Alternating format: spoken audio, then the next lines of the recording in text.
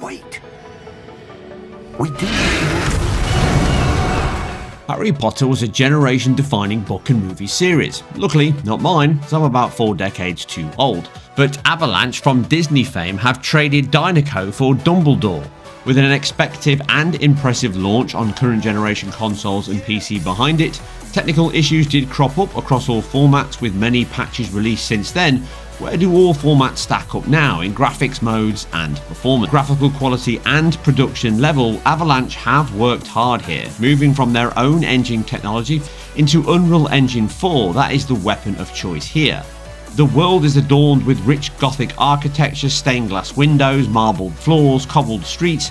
Every part of Hogwarts and surrounding grounds such as the Hogsmeade Village are richly detailed, authentic and sport excellent VRDF material qualities and lighting reactions, with a distinct art style that can look like an oil painting, as do character models, with a brilliant range of avatars to create and personalise in the game. Dense hair cards with subsurface scattering skin and a range of skin tones, blemishes all work well in bringing the world and character to life, even if the voice acting can be a little hammy at times, but some of that is expected from the source material. The only weak area is that much of the facial animation is keyframed to the dialogue, which leaves almost all non-key cinematic scenes with pretty stiff and robotic mouth and motions, but understandable sacrifices for the range of dialogue and models it has to support. The world is realised even further with excellent draw distance, dense foliage and grass with SSR reflections and even ray trace reflections, shadows and ambient occlusion, and these do aid the depth of scenes and character models greatly. Which brings us nicely to the various modes of play and then the PC. This is one of the largest range of configurations I've had to test on consoles, a possible 9 variations across each.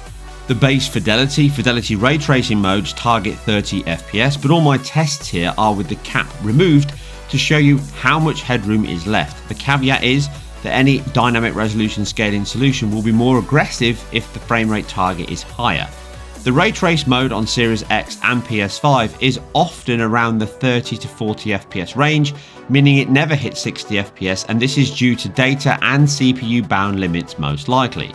That said, in like-for-like sections here running through school halls in Hogwarts, the PS5 is approximately 15 to 30% faster than the Series X, which can cause longer stutters of 80 to 100 milliseconds when heavy data streaming happens at fixed sector points across the world.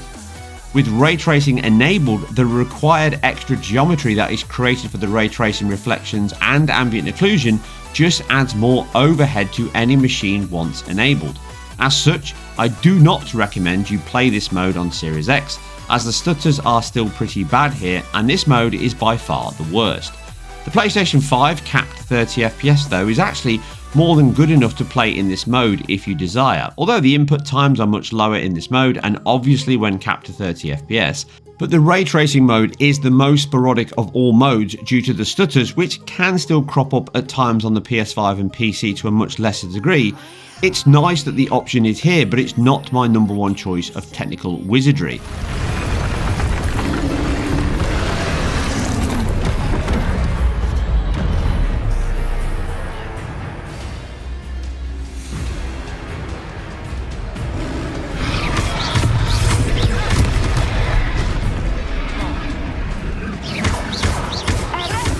Are we weakening him at all?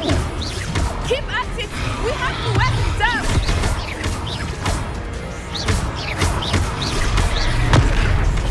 Next we have the fidelity mode, and this time the Series X takes a small 5 to 12% lead in like-for-like sections. Now due to this mode likely being more GPU bound than pure data and CPU, it can be very close, but overall the Series X is slightly better here, and I would recommend this mode over the ray trace mode for Series X 30 FPS players. Both can run above 40 FPS but are often around or below it, to make it more of an academic choice here than a realistic one to run this in an unlocked mode. But the choice is yours, and at least both of these modes can actually run pretty close to 30 and 40 to be good enough for many players. The final 60Hz screen mode is performance, but this now targets 60 FPS and does a brilliant job on PS5 of staying close to that level. Again, some minor dips may crop up, but with VRR enabled it would go unnoticed, and even without, this mode is more than good enough to deliver the faster input and screen update at the cost of image quality and clarity. The Series X is also good here, but not quite as great. It's around 10 to 15% slower than the PS5 at worst case scenarios, and these come from demands on that faster data throughput and processing, and it can cause some stutters and pauses that are not present on the PS5. As such, in close combat or one locked off area, it can be close to a locked 60 FPS, but when moving around the world it can still stutter enough to go from 50 to 60 millisecond stutters, and that will cause pauses no matter which screen you play on. As such, I still recommend the fidelity mode over the performance mode as it is more consistent, but again, some players may just deal with that and play with the generally higher frame rates this mode offers. But wait, we have one more mode to test. Well, actually two, but the last one is more redundant in my opinion. The penultimate mode is balanced, and it does what it states on the tin. It really is the fidelity mode with a slightly lower resolution scale, and as such you can run at a capped 40 FPS on PS5 and almost the same on Series X. This is the smoothest and most consistent way to play. As you can see here, I've capped the PS5 to 40 FPS and left the Series X uncapped, and the headroom is only a few percent above, but that's enough to enable a smooth 40 FPS update at that halfway point between 30 and 60, 25 milliseconds. And this is my recommended mode for those with a 120Hz screen, as the cutbacks, although visible at times, it presents the smoothest and most consistent way to play. You may see a few stutters, more so on the Series X, but really the performance here is the one that felt the best to me in hours and hours of play across all formats, and therefore it's the one that I give my Wizardry thumbs up to.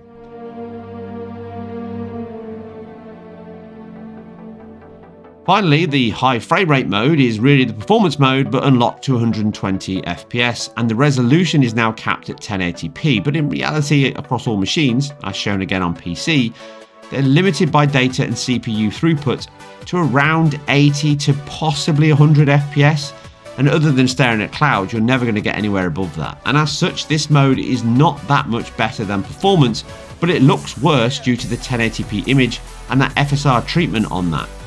It's a nice to have feature for consoles and specifically around future generations, but right here, right now, Fatboy Slim says no thank you. It really does not offer any tangible boost over other modes on both consoles, and it's one that I would recommend the least. You may have a 120Hz screen, but this is not a 120 FPS mode.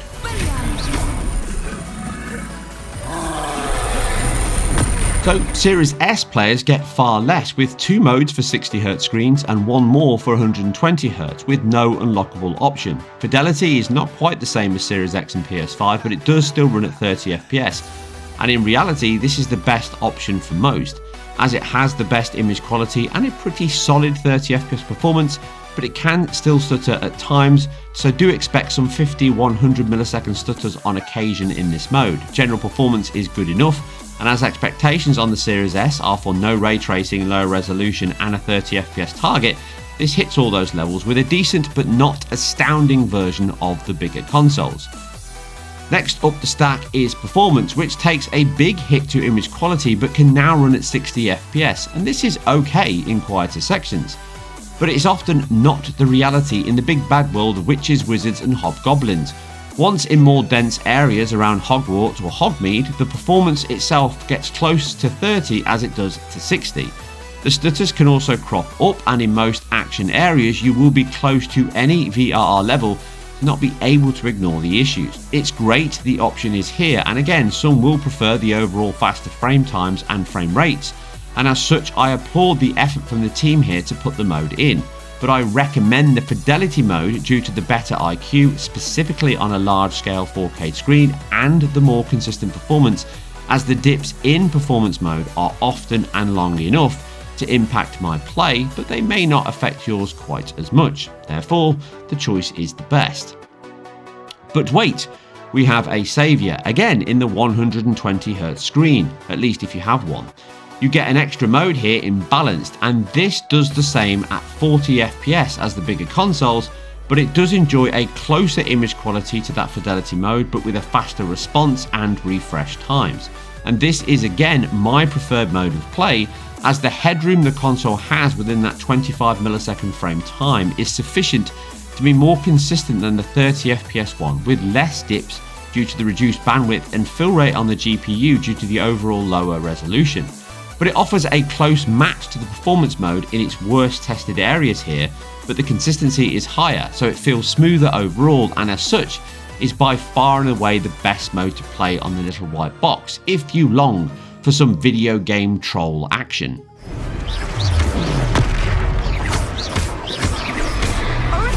What was that? I was trying to beat him at his own game. I like it. Do more of it. So now we know how it runs on consoles, at least, with a collection of modes that take our fancy, but just what is the recipe in each of these graphical elixirs? Well, even though we have 5 modes on the bigger consoles, we only really have 3 graphical changes. Starting at the top, Fidelity Ray Tracing mode is identical on Series X and PS5, as are all modes between them, with the only caveat being that moment-to-moment resolution and performance. All modes run a dynamic resolution solution with 4K aspirations, but my counts range in ray tracing from 1620 to 1512p, in fidelity 1620 to 1944p, and effectively means they scale between 80 to 50% of that 4K target. The performance mode is often around 1440p as a high point and 1080p as a low point, somewhere around 1296p, meaning it's certainly the softest of the lot on these consoles. In regard to visual settings, using the PC as a baseline, we can see that in most visual options, Fidelity, Balance and RT are mostly closest to High and Ultra. PC Ultra offers a longer shadow cascade, longer and more light sources, along with increases to grass, but the level of detail, the billboard swaps, the shadow resolution and effects all come close enough to likely be a mixture of High and Ultra. All 3 modes are identical, bar the ray tracing mode having ray trace reflections, but they lack the ray traced AO and shadows that PC can offer, and as noted, run identical on Series X and PS5. The performance and high frame rate modes drop many of the graphical settings down to medium and high, along with that resolution drop, and you can see differences here in the level of detail and grass, which can stand out in certain areas with the cutbacks they've made. The 120Hz mode in that high frame rate mode is effectively exactly the same as performance, but it now has a DRS ceiling set to 1080p. Again, it may go lower, but it never went higher. Balanced is the same as Fidelity, but now targets a similar resolution range to the RT mode, with it often being around 512 to 1620p. As such, the clarity in this mode is very close between the other two, and aside the loss of the ray tracing effects, it's a small sacrifice in my opinion. All modes use FSR1 by the looks of things, but thanks to the DRS levels aside the performance and high frame rate modes, both consoles' IQ is close enough to the PC running FSR2 at quality, but with DRS engaged you may have some softer points. The choice of FSR1 versus 2 may be due to the ease of implementation across all systems. Effectively, it might be a higher impact on Series S. Using my high-end PC GPU in my RX 6800, FSR1 versus FSR2 offers a small but real 6% increase on this GPU, and the quality mode is actually 15% higher than the FSR's one Ultra quality, which again is a high resolution. Maybe a patch will drop to move these to FSR2 later, but for now, the actual IQ in Fidelity, Ray Traced and Balance are close enough to the PC at 4K FSR to be almost identical. It is the performance and high frame rate modes where FSR1 weaknesses can start to present themselves, with a soft image in heavy dense GPU areas cropping up over the other modes, with the high frame rate mode being particularly guilty.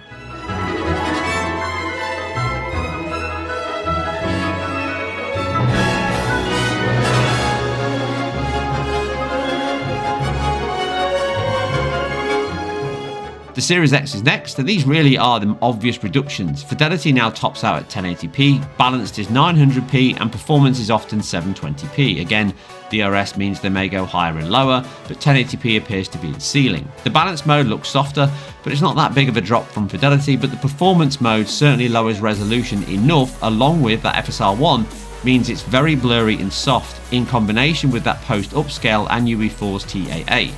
it does really give you a view of the IQ you can expect on the last gen Xbox and PS4 consoles though, as this GPU is close to a PS4 Pro level of GPU. Certainly running it at just 60 FPS would probably be close to what we see on those at 30.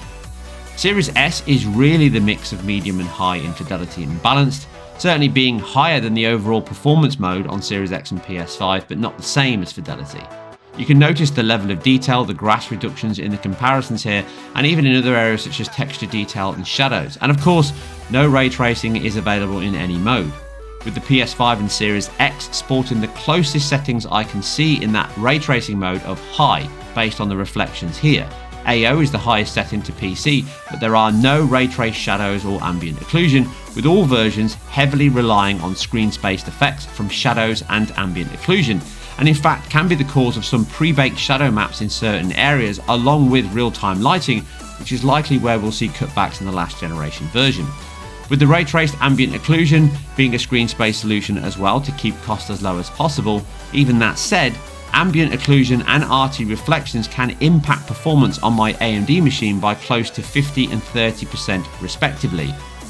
So how far can the PC stretch? Well, using a higher spec PC than both consoles, taking in my RX 6800 here, it can struggle once ray tracing is enabled, again through data throughput and CPU demands, although generally it's a data issue, not a CPU issue, that's causing some of these delays as we see and stutters throughout the title. It does limit the game though, often to be sub 60 FPS even if you lower the settings with ray tracing enabled, and there are areas where you'll still get stutters and judders on this particular machine, which does also have an SSD.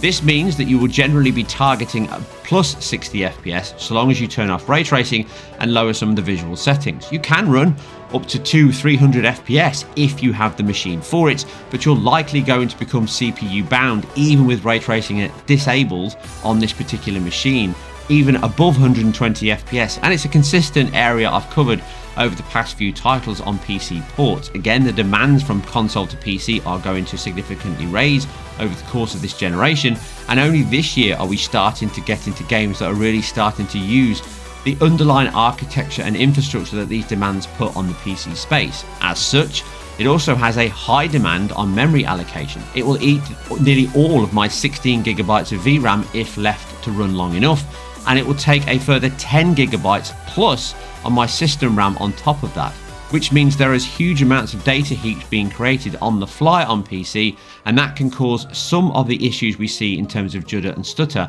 And I did get a few bugs and issues which weren't present on the consoles in terms of long heavy delays for a few seconds when entering new areas or coming out of a cutscene. This didn't happen often, but it certainly happened frequently enough for me to mention it here. Overall, the PC can scale above the consoles, and you can certainly get better IQ if you have the relevant GPU.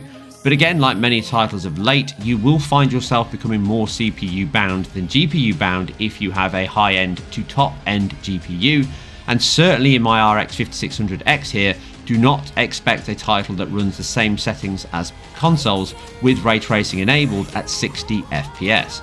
But you can easily hit a 40 FPS middle ground, as covered already on the Series X and PlayStation 5.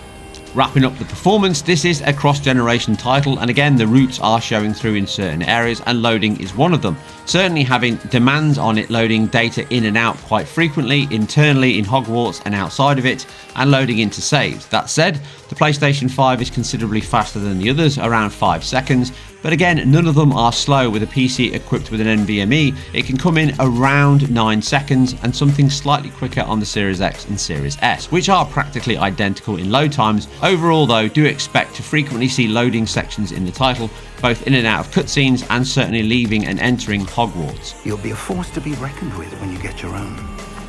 Thank you, Professor Fig. Ultimately, Hogwarts Legacy is an impressive looking cross-generation title. It certainly utilises and leverages the PS5's architecture quite heavily, being the lead platform, and if you want ray tracing and all the effects, the PlayStation 5 is still the best place to play it. The Series X still offers a great version of that, albeit with the ray tracing options still causing too many impacts to really be one that I could recommend, but the balance mode are certainly up there with the best you can get on consoles to enjoy the title nevertheless. The Series S does come in with a highlight of its weaknesses in terms of a console that's going to last this generation, but it still delivers a pretty decent version, but the demands on the PC will be higher than many expect, certainly requiring an SSD and higher levels of both VRAM and system RAM than many titles you've seen before, and expect that to become a common trend moving forward in this generation. Anyway, that's it for another deep dive and a long one into Hogwarts, Wizardry, Witches and all